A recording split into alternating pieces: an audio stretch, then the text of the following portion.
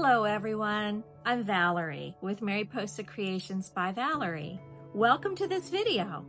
I'm a proud brand ambassador for Redesign with Prima, and today I'm going to be sharing tips and tricks for how I applied this large Scarlet Embrace transfer, as well as other techniques that I used on this piece.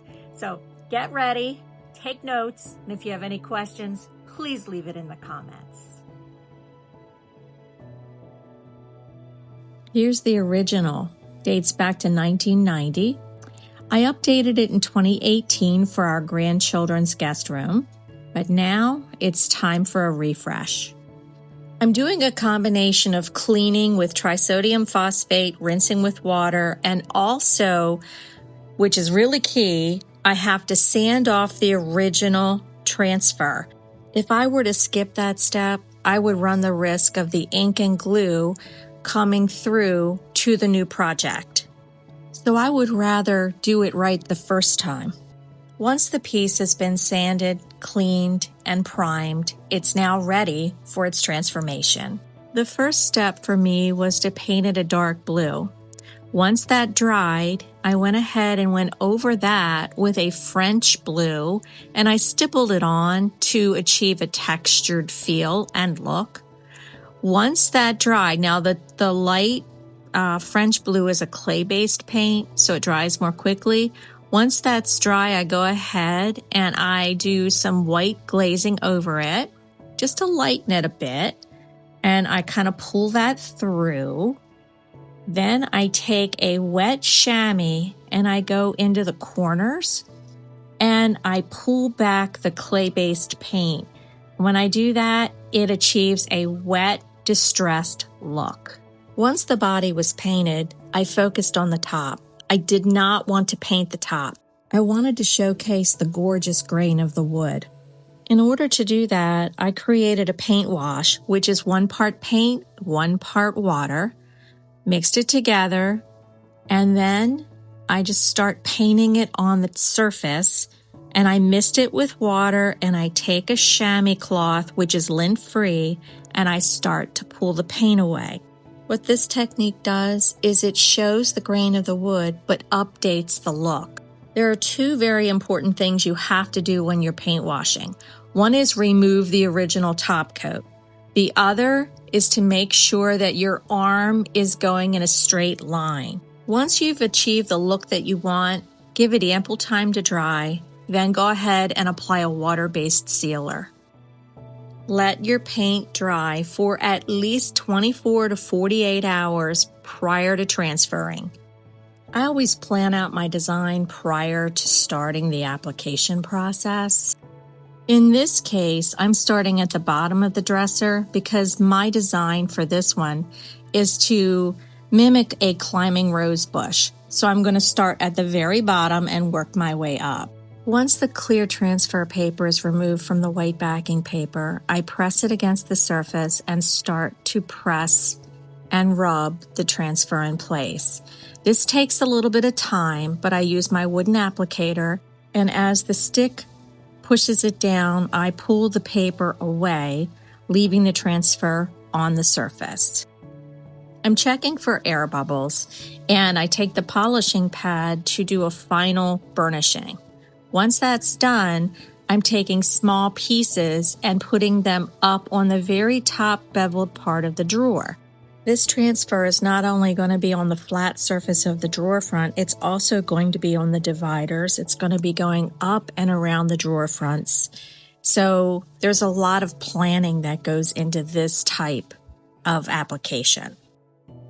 When you remove the clear transfer paper from the white backing paper, make sure that you're careful not to touch the actual ink or glue because it'll stick to your fingers. Notice how I secure the edges of the transfer, and if I have any excess beyond the drawer, I take a Prima craft knife and I cut the excess away.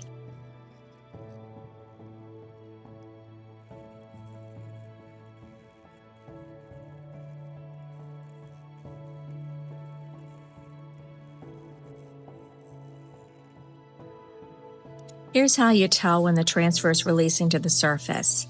the clear transfer paper starts to become opaque.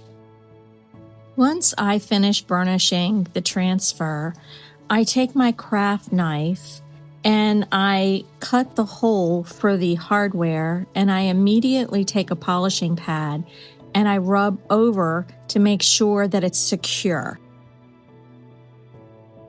I'm continuing the design moving up the dresser, just like a climbing rose would move up a trellis.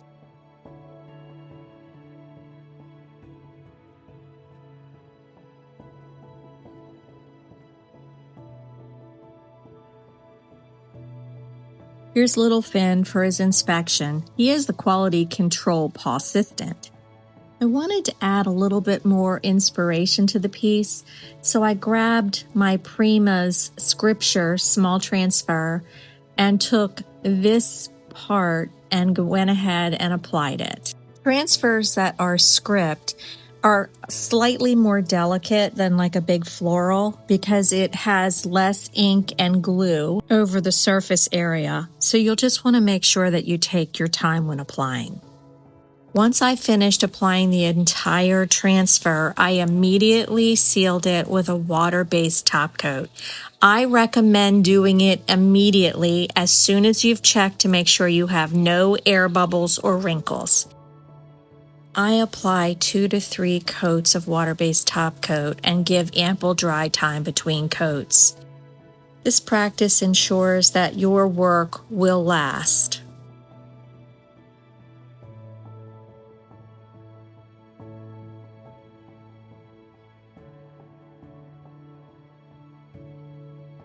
Surprise design elements are among my favorite things to create. I use a combination of stamps, stencils, sometimes I'll use decoupage, but what I do is I put them in a place that someone has to kind of open a drawer or open a door, and all of a sudden you see this little design surprise. So here I'm using a stamp, and I've applied ink to the stamp. I lay the stamp down flat, then I take a brayer roller and I very carefully roll it over it to press it onto the surface. Now I'm lifting, and I have a beautiful stamp. I will seal this with a water-based sealer 24 hours after the ink's dry. For the larger drawer fronts, I've decided to use the Damask Flourish, which is a stick and style stencil. Stick and styles are excellent for beginners because they have adhesive on the back. So you just go ahead and you cut out the amount that you need and you place it on your surface and then you press it down so that it sticks, which really helps when you are applying paint because it keeps the paint from seeping underneath of the areas that are open to the stencil. And when you remove the stencil, look at how clean the design looks. Here I'm aligning the pattern. I waited for the other part of the stencil, the paint, to dry.